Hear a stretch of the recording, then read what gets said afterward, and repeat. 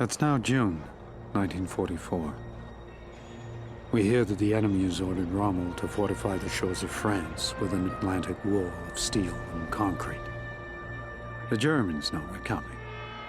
Hell, the whole world knows we're coming. Under the command of General Eisenhower, Allied forces are about to launch the biggest offensive in the history of modern warfare. Its code name, Operation Overlord.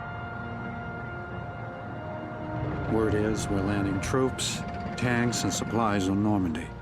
Our first move in pulling Europe out of Hitler's fist. The assault's a few hours away now. More than 7 divisions are gearing up to hit the beach. Eisenhower's already sent our bombers ahead to pound the bridges, railways, and fuel depots. Anything to cripple Nazi supply lines to the Atlantic Wall.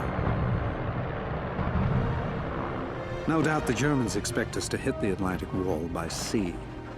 But the night before the dawn landing, our unit will parachute behind enemy lines. Along with the British 6th, we'll clear a path to move our army off the shore. The plan is to rendezvous with Allied troops from the beachhead, work our way back into France, and snuff out resistance along the way. God be with us. Sergeant Jack Barnes, June 5th, 1944.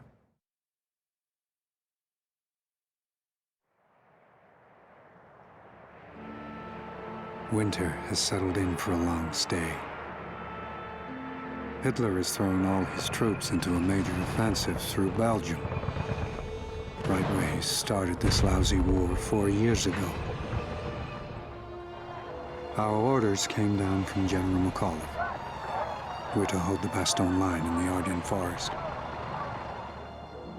Even back home in North Dakota, I've never felt such cold. It's tough on the front lines. The boys are short on ammo and food. There aren't even enough winter coats to go around.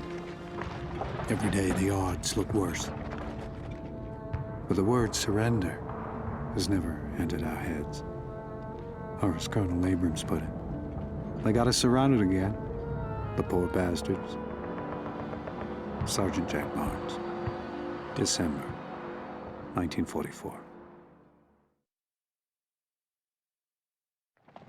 Although the enemy has taken a beating on most fronts, they refuse to end the war quietly. This suits the Russians just fine. Georgy Zhukov, the Soviet general, is planning a major offensive to crush Berlin itself. Our side will back them up with air cover and ground support to the west. Once the Reds roll their T-34s across the Oder River and into Berlin, I doubt they'll leave much standing. From what we've heard, the Soviets have their own heavy axe to grind with the fatherland. Something about 20 million dead. It's no longer a question of if the Germans are defeated. The question is when. Sergeant Jack Barnes, April 1945.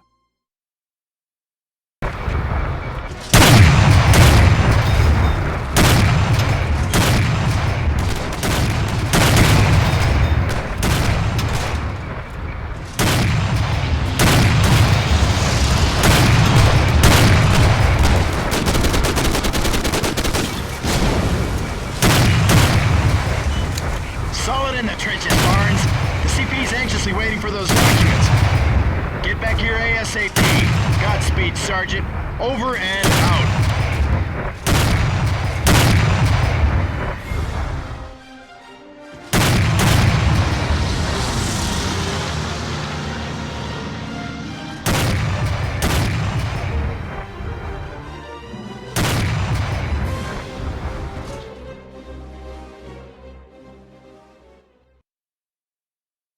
That's something. It's funny how one can lie and remember things of days gone by, and in perhaps one short minute, recapture a past year and all that's in it. Everyone stores up things that have passed. Some are forgotten, others will last.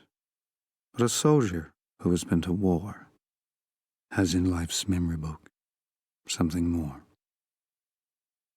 Something that can only be in the memories of men like you and me.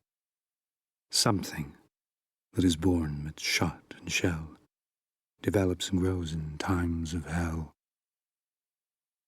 This comradeship, as it is known by us, of which we never make much fuss, is this something which in our minds was set in lands where many are lying yet? And so I remember from the start the friends I knew, now far apart. My soldiering is done, and I leave it behind. But that something comes with me in my mind.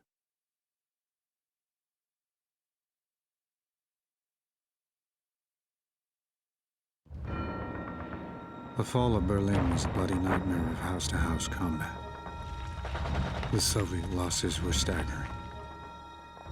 But from the moment Red soldiers raised their flag over the Reichstag, the Allies had sealed Germany's fate. The long war for Europe was over. Adolf Hitler, who had promised 1,000 years of pain, lay dead in his bunker. Soon they'll draft and sign the usual treaties, award their medals and campaign ribbons, build their memorials.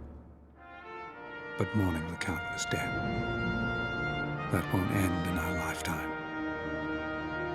And to the generations to follow, I offer the hope and prayer that somehow we find our way to a lasting peace. Sergeant Jack Barnes, May 1945.